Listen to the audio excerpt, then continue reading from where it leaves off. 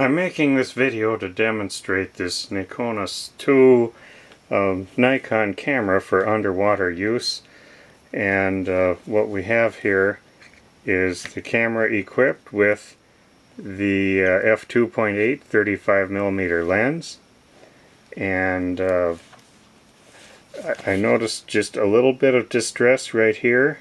It does come with this screw-in lens hood, and it's got some kind of filter in it, so I don't know exactly what that is, and that does still screw into here properly, so the distress isn't real severe, but it does have a little bit of a dent right there, so we can see that back. It's got these two knobs here that can be used to help grip these settings here, and so this one is for the f-stop on this side, and this one is for focusing on this side, and they're removable. You can just have the metal knobs as well. What I'm going to do is open up the camera and demonstrate the insides. So we have to carefully rotate that, and the lens comes off.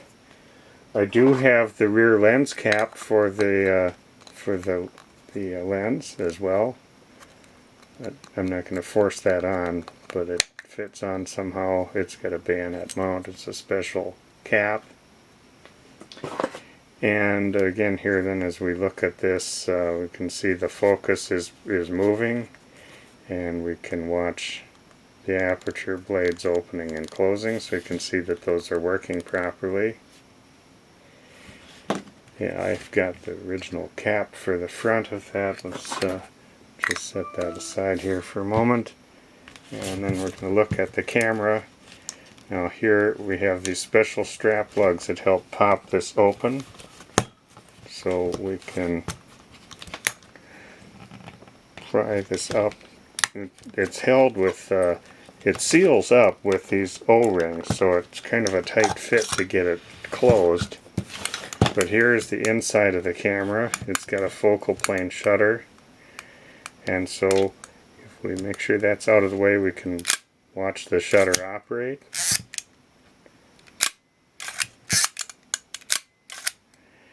And I'm going to flip the pressure plate up in the back so we can see all the way through. Okay? And that was at a 30th of a second, the 60th of a second,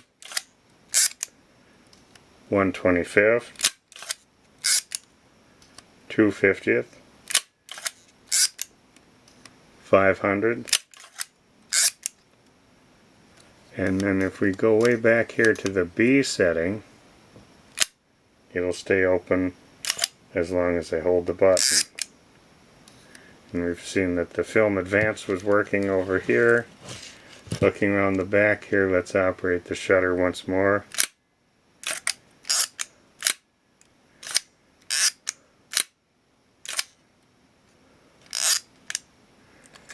Pressure plate here. It's got the O-ring is still continuous all the way around, a little bit dirty. On the bottom here we've got some electrical contacts here for something. Looks like they made up with these contacts here, which are then transferred to the outside somehow. So let's put the camera back together here. We just make sure the pressure plate is back inside. Drop this back down and get this seal back up here. And then with it fully pressed together, we'll take the lens, and with it at the, then we can rotate there, and there it's all back together. So the camera appears to be working. It's got a few accessories with it. First of all, we have this manual, which is the instructions for it, and some additional info. This looks to be about that lens hood with the filter, some other paperwork. And this brochure about this camera and underwater photography.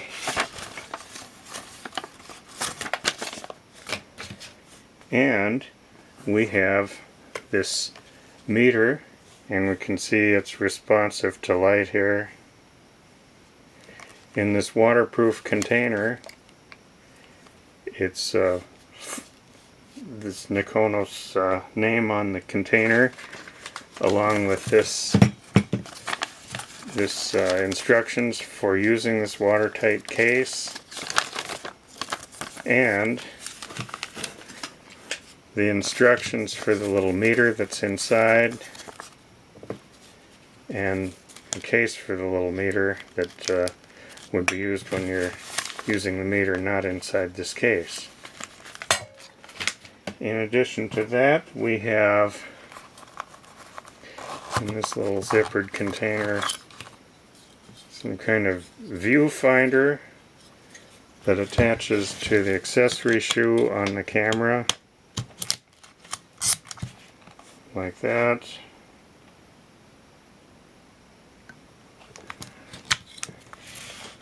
In its own little case. The zip's closed.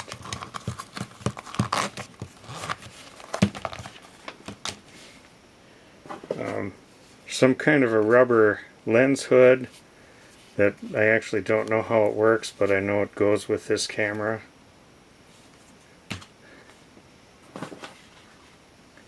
This hood that we looked at earlier.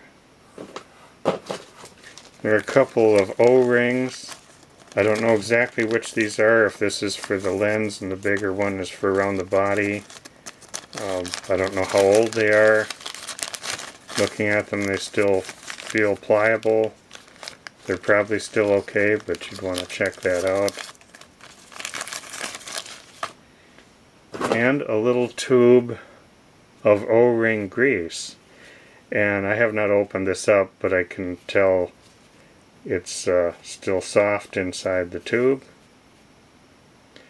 So all of this is all available in this listing.